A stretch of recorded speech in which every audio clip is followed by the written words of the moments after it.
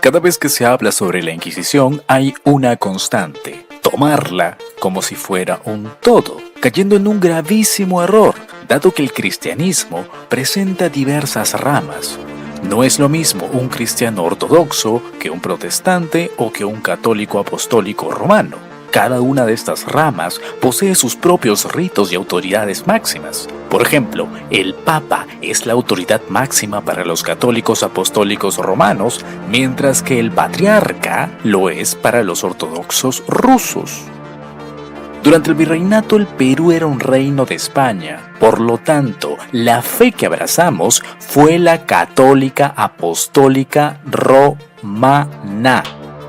Nunca olviden eso, ya que muchos de esos grandes divulgadores históricos se valen de ese desconocimiento para achacarle al catolicismo de los virreinatos cosas ajenas a él.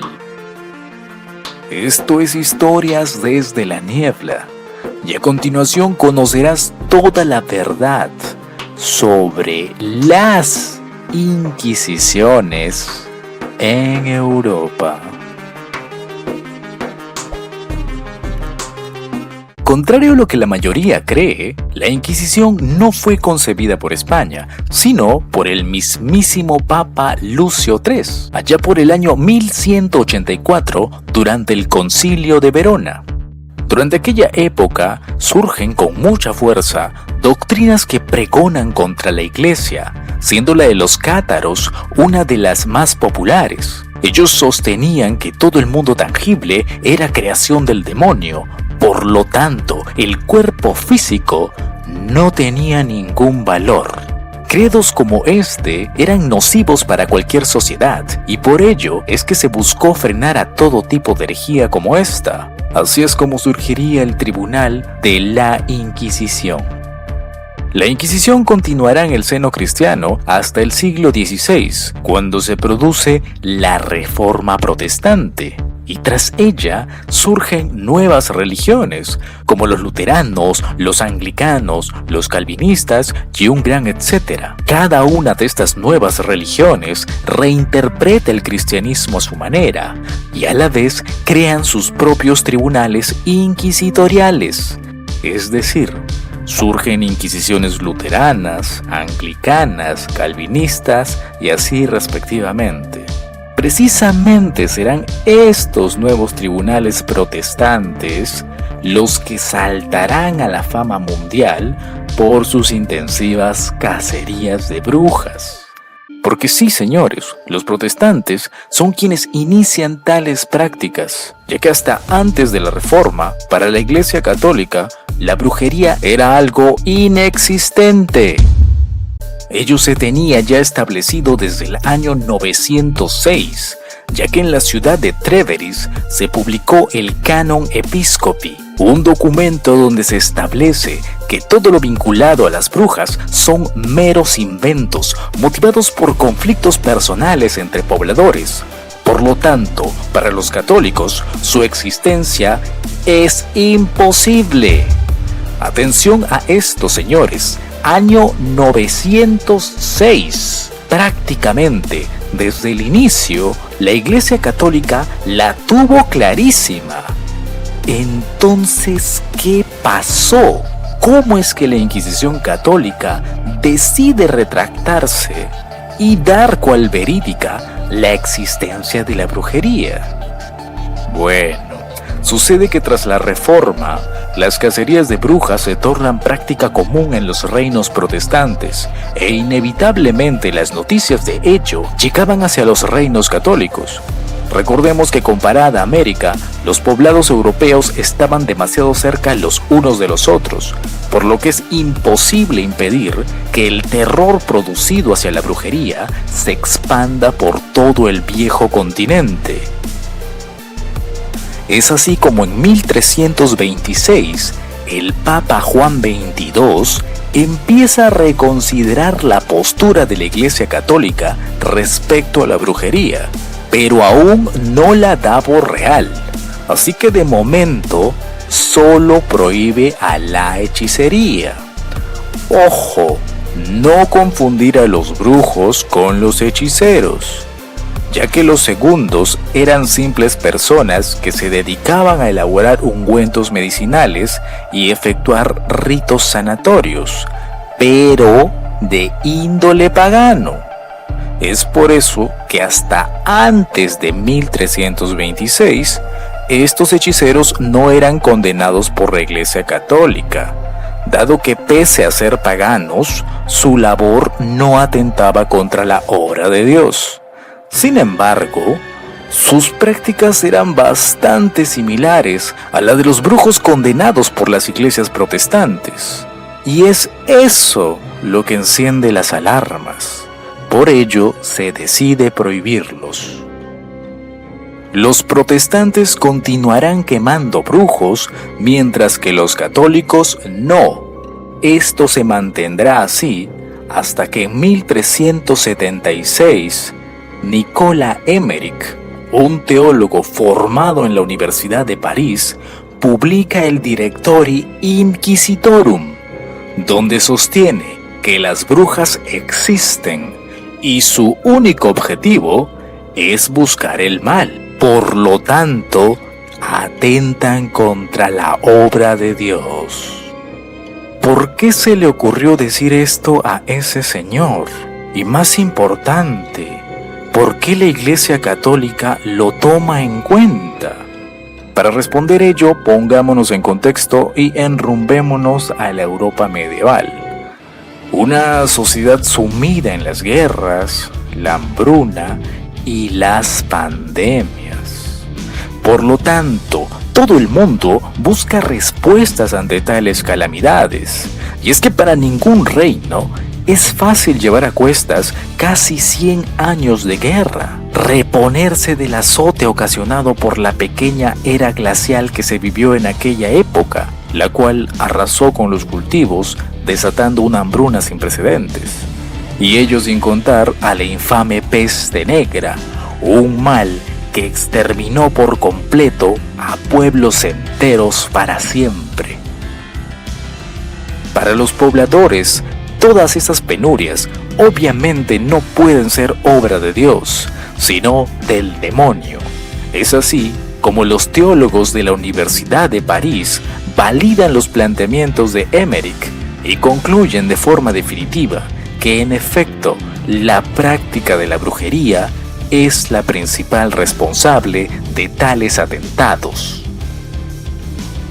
La presión que ejercerán estos personajes será tal que en el año 1484 lograrán que el Papa Inocencio VIII reconozca como práctica real a la brujería y por lo tanto, ahora sí, los inquisidores católicos tienen la potestad para condenarla. Paralelamente en Alemania aparecen dos personajes claves, Springer y Kramer, quienes saltarán a la fama tras publicar el famoso Malleus Maleficarum, o también conocido como el Martillo de las Brujas, un tratado sobre brujería que se populariza en toda Europa y será usado como principal referente por los tribunales inquisitores cristianos en general. Pero no sonrías tan rápido, mi pequeño niño ateo indigenista, ya que mientras todo el mundo cazaba brujas en casi toda Europa, algo muy peculiar pasaba en Castilla. Sucede que mientras el resto de inquisidores se dejaban guiar al pie de la letra por el Malleus Maleficarum, los inquisidores de Castilla deciden hacer caso omiso de este. Ello se debe a que, a diferencia del resto de reinos católicos, la corona de Castilla no permitió que sus inquisidores sean nombrados por el Vaticano. Por el contrario, estos serían nombrados por el propio rey de Castilla. Y sí, yo sé que muchos deben estar bastante confundidos, dado que siempre les dijeron que la iglesia era la autoridad suprema en aquel entonces y nadie podía objetar su mandato. Pues en parte es verdad, la gran mayoría de reinos católicos seguían al pie de la letra las órdenes de la iglesia.